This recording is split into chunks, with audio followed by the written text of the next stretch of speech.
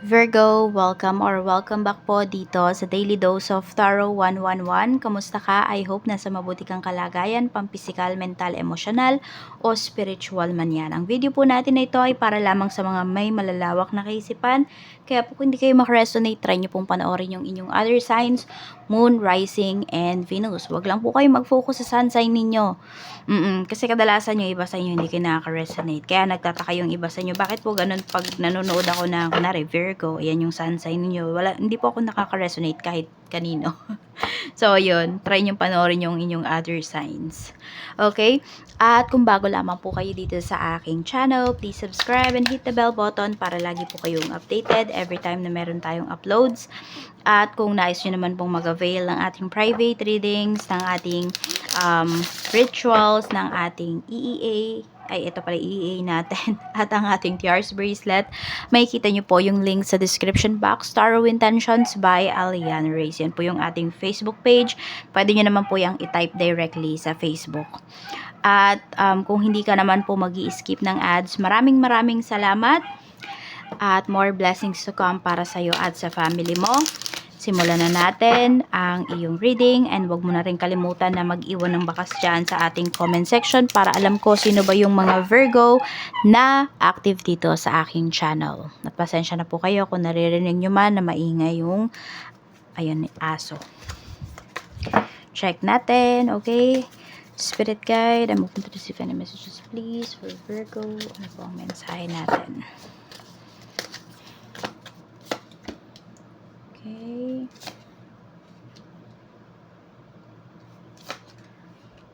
Okay, merong magtitiwala sa iyo dito eh. Sabi natin, this person is mataas yung kanyang katungkulan or maganda yung kanyang yung kanyang posisyon, no? Or disposition ba yan sa buhay, ganyan po ano.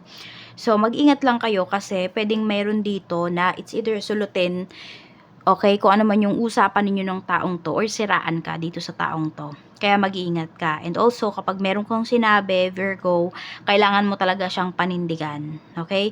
Pinapakita rin dito, maganda yung kaperahan ninyo eh. Check natin. Okay? Ano pa yung mensahe para sa'yo?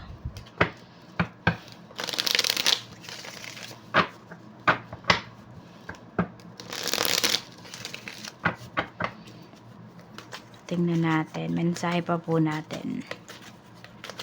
Kaperahan. Sa kaperahan, we have 9 of Swords. So, looks like meron kayong problems dito in terms of your money. Ayan. Pwedeng nag-compute yung iba sa inyo. Tapos, nakikita nyo kagad talaga na kulang yung inyong kaperahan. We have Ace of Cups. Okay, so magtipid ka daw dito kasi po yung iba sa inyo maaring meron kayong, sabi natin, isang bagay or isang tao na pinagkakagasusan po talaga. Ayan, we have 8 of Pentacles. Though, nagtatrabaho ka para dito sa mga taong ito, pero yan, magtira ka pa rin daw para sa sarili mo. So, yung iba sa inyo, ayan, may opportunity po para sa inyo, sa ibang bansa or sa ibang lugar. So, tawid dagat po ito. Tignan natin. Pagdating sa iyong career or trabaho, we have Justice, we have the Lovers, okay, and we have 7 of Swords. So, nakikita ko dito kasi is, mag-ingat po kayo sa trabaho kasi parang ma-involve kayo dito sa isang, isang relasyon, third party, nakikita ko rito, mag-ingat po kayo. Or meron ka bang ex na katrabaho? Ayan. Tapos meron na ba kayong bagong relationship? Mag-ingat lang kayo kasi baka pag-awayan nyo po ito. We have 8 of Swords. So, yung iba dito parang gusto nyo nang umalis dito sa trabaho, kaya lang wala pa kayong ibang mahanap. Kasi nga yung iba sa inyo ayaw nyo ng issues dito eh. So, ilang naman yung nagiging problema pagdating sa, pagdating dito sa inyong career. Oo, looks like pwede rin baka may nakaaway ka dito, may nakasagutan ka katulad nito, 'di ba? Pinagkakatiwalaan ka ng boss mo tapos may nanira sa iyo. So yung iba po sa inyo, ayun, parang there are sabihin natin na nilunok po ninyo yung inyong pride para makapag-stay pa kayo rito sa trabaho na ito. Ayan. So tingnan nga natin kung ikaw ay magre-resign diyan, makakahanap ka ba kaagad ng trabaho? Ace of Pentacles, yes po, ayan o, makakahanap ka. Huwag ka namang mag-alala. At saka yun, kung nahihirapan ka na talaga dito, toxic na, nandito pa rin yung naninira sa'yo, at wala ka ng peace of mind, alis ka na dyan. Kasi baka dahil dito, tsaka dahil dito sa trabaho mo na to, or sa mga tao sa paligid mo, magkasakit ka pa. Check natin sa business naman. Kung may business po kayo, we have the Fool, we have the Devil, and we have the Chariot. So may success po na pinapakita dito ha pagdating sa inyong business. Talaga lang kailangan daw po is maging ano kayo dito, maging open kayo sa mga bagay-bagay pagdating sa inyong negosyo. At saka dapat daw nandun talaga yung, alam mo yun, yung parang addicted ka sa negosyo mo. Yung lahat gagawin mo talaga para sa iyong business. Ayan po. Yung sabihin natin, may mga gatherings, may mga magyayaya sa iyo dito, natatanggihan mo talaga, no? Na isa-sacrifice mo para dito sa iyong negosyo. Oo, yes, may mga tao po na mawawala sa life mo, may mga tao nga alis kasi di nila maintindihan yung goals mo rito pagdating sa iyong business. Huwag kang mag-alala, kahit mawala yung mga tao na yan, may success pa rin na paparating para sa iyo dito sa business na to. Kaya pili ka na lang, 'di ba? Doon ka ba pipiliin mo ba yung mga tao na hindi naman magi-stick sa iyo, 'di ba? Yung pag wala ka nang maibigay ay wala na rin sa life mo, or dito ka sa business mo na mas mapapakinabangan mo po. Kayo na lang ang mamili. Sa health naman, we have 7 of Cups. So, sa mga kinakain lang yung nakikita ko rito. Pwedeng marami ding celebrations kayo na pupuntahan. Ayan po. Or pwedeng marami kayong kakainan dito, no? So, parang busog na busog po talaga yung iba sa inyo. So, impacho yung nakikita ko. It's either ma-impacho kayo or the other way around. Alam nyo na yon. So, mag-ingat po kayo dito. Tapos, ano pa ba yung nafe-feel ko rito? More on sa back, sa likod, sa left side. Yes po. Yung parang, 'di ba, sa yung kapantay nung sa bra doon.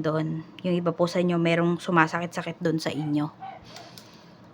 Tingnan natin. Ano pa yung dapat mong malaman? Ano pa po yung dapat malaman ni Virgo Spirit Guide? We have jackpot, ayan. Winning money, got rich, inheritance, unexpected money. So, claim nyo na yung positive energy na to. May tumataya ba dyan sa inyo? Baka kayo na ang next na makaka-jackpot. Ano yung blockages? Sige, tignan na muna natin kung saan ba yung jackpot na to, no?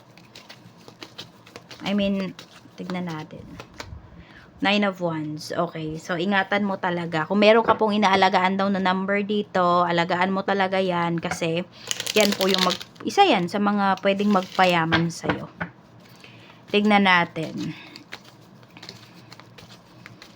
Ano yung blockages? We have Queen of Cups. Yung blockages po, marami sa inyo, masyado kayo talagang mabait. Oo.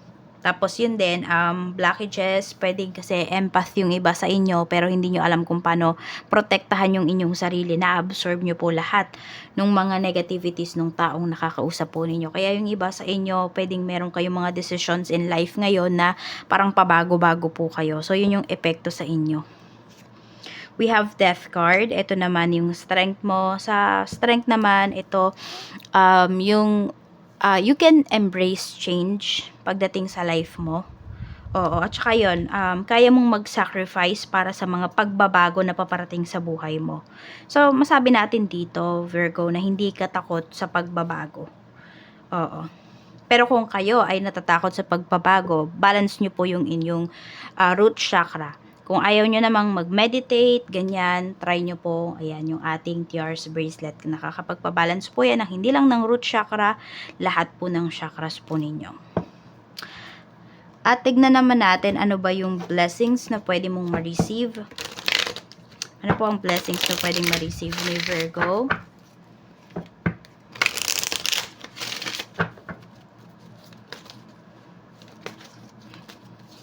So, we have key. So, ito ay pwedeng bahay. Pwede po na yan ay sasakyan. We have flood. Okay. So, pwede rin po na ideas, mga new ideas. Uulanin po kayo ng new ideas. Babahain kayo ng ideas po na sabihin natin na yun yung makakapagpayaman po sa inyo. Or makakapagpayaman palalo sa inyo. So, yan lang po, Virgo. Maraming salamat. Mag-iingat ka and see you again on my next video.